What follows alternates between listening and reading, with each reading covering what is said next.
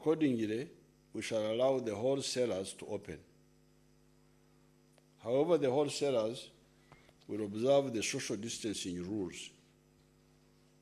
The seller must be 2 meters from the customer, but should be protected with a mask, and the customers must be 4 meters apart. These warehousing shops should not operate air conditioning. They must be air supplied by open windows and doors. If they are not where the storage is, of course storage, sometimes they need air conditioning for their own things, but where people are, air conditioning is not good.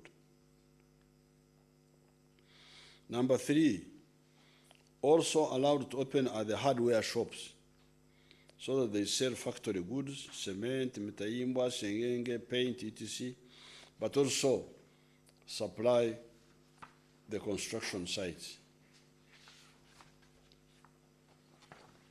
Number 4, since cargo trucks are moving and have been moving, they need mechanics to maintain them.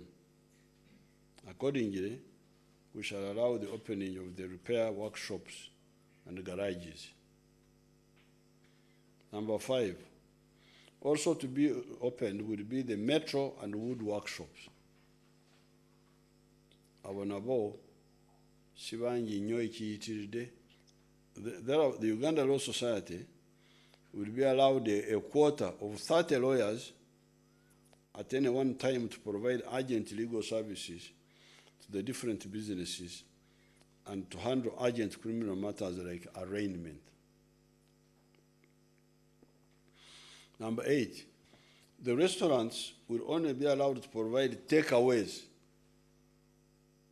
The restaurants will be open, but not to allow people to come and sit there and eat and no. To provide the takeaways so that people come and take and to their homes. Number 9, warehouses are vital for the storage of factory products. They will also be allowed to open. So you cannot say the schools open if you do not solve the issue of public transport.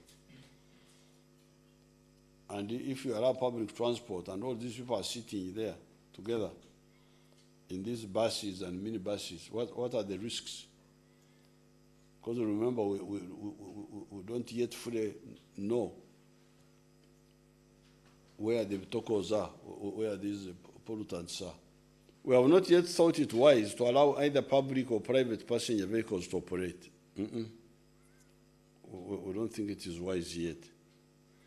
Therefore, we direct that the modes of all these people going to work should be as follows. Buses, either owned or hired by the employer.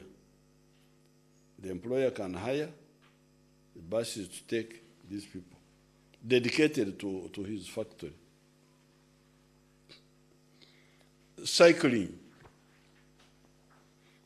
to the workplace by bicycle. This is the healthiest.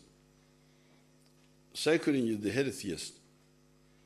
I think bicycles are a very good mode of moving around.